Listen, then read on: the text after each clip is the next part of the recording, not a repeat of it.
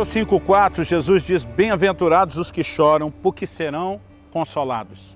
Precisamos entender essa declaração do Senhor Jesus. Quando ele diz bem-aventurados ou felizes os que choram, isso não indica em absoluto que ele esteja interessado em que a gente chore ou que a gente sofra, que é o que nos leva a chorar. Obviamente, a gente percebe isso porque ele diz que há consolo para aqueles que choram. Consolo aos que choram mostram que, na verdade, a intenção do coração de Deus é que eu e você não necessariamente estejamos no lugar ou na condição do choro, mas na superação que Ele pode trazer para cada um de nós. Então, acredito que a melhor forma de começarmos falando dessa bem-aventurança é reconhecer o que Deus deseja para nós. Essa pergunta precisa ser respondida: o que Ele deseja para nós? Em Jeremias 29:11, ele diz: eu é que sei os pensamentos que tenho acerca de vós, são planos de bem e não de mal, para vos dar um futuro e uma esperança. Deus deseja o nosso bem e não o nosso mal. Ele quer acrescentar, e quando falamos do bem, obviamente estamos falando não só daquilo que espiritualmente tem valor, mas mesmo daquilo que traz alegria e satisfação no contexto de vida terrena também. Isso pode e precisa ser incluído nisso. Tanto que em João, no capítulo 16, e lá no versículo 24, o Senhor Jesus diz: até agora nada tendes pedido em meu nome. Pedi e recebereis, para que a vossa alegria seja completa. Ele não está dizendo: olha, peça porque vocês precisam e eu como provedor tenho que suprir. Ele está dizendo: peça para que a vossa alegria seja completa, para que a medida de satisfação seja completamente preenchida. É isso que ele está falando. Então, obviamente, vemos um Deus interessado no nosso bem, interessado na nossa alegria. Quando a Bíblia está dizendo bem-aventurados os que choram, está falando da bem-aventurança de que há consolo para quem chora. Bem-aventurado não é o choro, bem-aventurado é poder receber o consolo de Deus quando choramos diante dele. Esse é o ponto que nós precisamos destacar. Em Isaías, no capítulo 61, há uma profecia que Jesus, quando abre o livro do profeta Isaías e lê na sinagoga da sua cidade, ele diz: hoje se cumpriu essa profecia, falando acerca de si. Diz: o Espírito do Senhor está sobre mim, porque me ungiu. E entre várias coisas que ele diz, ele me ungiu para pregar o evangelho, ele me ungiu para curar, ele me ungiu para libertar, mas entre todas essas especificações do porquê da unção, no versículo 2, Isaías 61, ele diz: a consolar todos os que choram.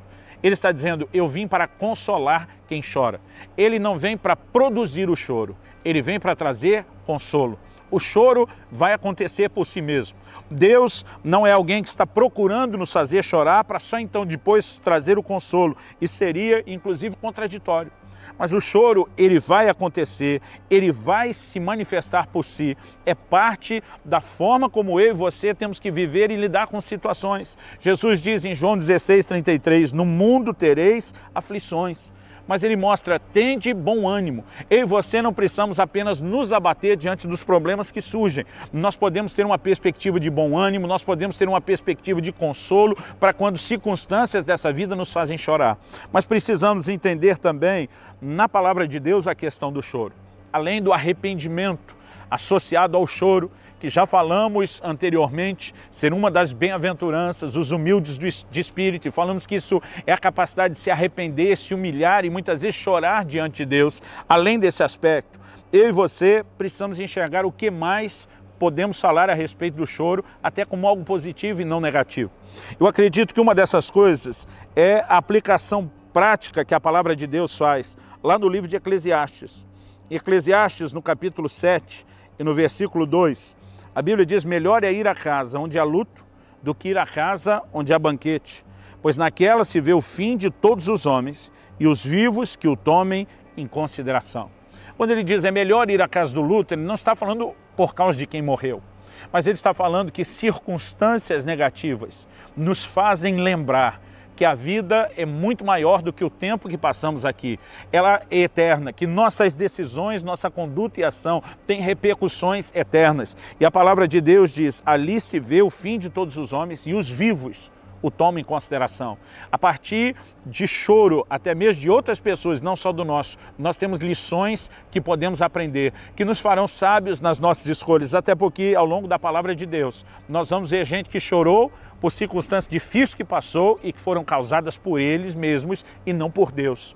Nós temos um ato contínuo na história da humanidade, que é a insistente e persistente busca por entretenimento, por aquilo que satisfaz o coração. E isso muitas vezes acaba se tornando uma distração para levarmos em consideração as coisas que realmente importam e que às vezes deixamos de considerar.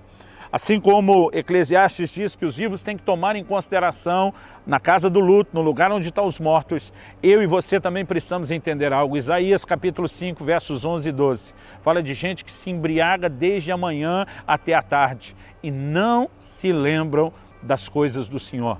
Está falando de gente que se envolve não apenas com a bebida, mas fala de banquetes, fala de música, está falando de festa e entretenimento, porque desde sempre as festas da humanidade foram regadas a bebida, comida e música. E, no entanto, o Senhor diz, mas não levam em consideração as obras das minhas mãos. Muitas vezes aflições, elas não são causadas por Deus, mas são usadas por Deus para nos despertar para aquilo que realmente importa. Há momentos onde eu e você estamos chorando por situações que nós criamos. Embora Deus não quis trazer o choro, muitas vezes Ele quer aproveitar o choro que eu e você causamos para nos fazer considerar o que realmente importa. Porque verdade é que até bênçãos podem nos distrair. Uma advertência que Deus, através de Moisés, dá para a nação de Israel, quando eles estão para entrar na terra prometida, o Senhor diz, olha, quando vocês chegarem lá, e prosperarem, e construírem casas, e plantarem vinhas, e colherem do seu fruto, o Senhor diz, não diga no seu coração, não se aparte o seu coração de mim, não diga no seu coração, meu braço me proporcionou essas coisas. Ele diz, antes te lembrarás do Senhor teu Deus, que é aquele que te dá o poder de adquirir riquezas. Eu percebo ao longo das Escrituras que muitas vezes não é só o entretenimento e diversão, às vezes até bênçãos extraordinárias que Deus trouxe podem nos distrair. E de tempos em tempos, Deus tem a capacidade de usar o choro. O choro, acredito que não é o que Deus quis gerar. É aquilo que expressa do nosso íntimo, o inconformismo com uma situação que está nos ferindo, nos machucando, mas que não queremos aceitar. Eu olho a palavra de Deus e percebo gente que chamou a atenção de Deus. O choro foi não apenas essa manifestação de um inconformismo com uma condição difícil ou de derrota, mas muitas vezes ele foi o que nós poderíamos classificar uma espécie de clamor, de reconhecimento. Eu sou impotente, eu não consigo. Eu penso muitas vezes no choro nessa perspectiva. Assim como uma criança recém-nascida que chora para ser amamentada, que chora para ser trocada, porque ela não tem condição de fazer e o choro é um pedido de socorro. Acredito que muitas vezes essa é a forma como expressamos diante de Deus a nossa impotência e como através disso estamos pedindo ajuda e a intervenção dele. A palavra de Deus diz que Ana chorava diante de Deus. E quando ela chorou diante de Deus, é um momento, eu duvido que essa foi a única oração que ela fez por um filho, mas nesse momento onde ela chora, a ponto de ser mal interpretada e confundida pelo sacerdote Eli, a Bíblia diz que o Senhor a ouviu e resolveu intervir. A palavra de Deus fala de Davi e seus homens quando chegam em Ziclag e choraram até que não houvesse mais forças para chorar. A palavra de Deus fala de Ezequias, que quando recebe a palavra de que a sua enfermidade o levaria a morrer, ele vira para a parede, ele chora e a Bíblia diz que o Senhor diz, eu vi as suas lágrimas. Deus está dizendo, você clamou por socorro e eu estendi a mão. Agora, depois de reconhecermos que Deus deseja o nosso bem, não necessariamente o nosso mal, mas pode usar as lágrimas da dor de circunstâncias que passamos e iremos passar nessa vida. Eu acho que a parte principal é entender o que Deus realmente quer, é a questão do consolo. Jesus diz, bem-aventurados os que choram, porque eles serão consolados. Então vamos falar um pouco a respeito do consolo e finalizar com isso. Há uma promessa da parte de Deus. Ela foi feita lá no livro de Isaías, no capítulo 25, no versículo 8. E ela é repetida no livro do Apocalipse, no capítulo 7 e no versículo 17. É a promessa futura, ela não se cumpriu ainda, de que Deus há de enxugar dos nossos olhos toda lágrima. Isso significa que haverá um dia onde não mais haverá choro.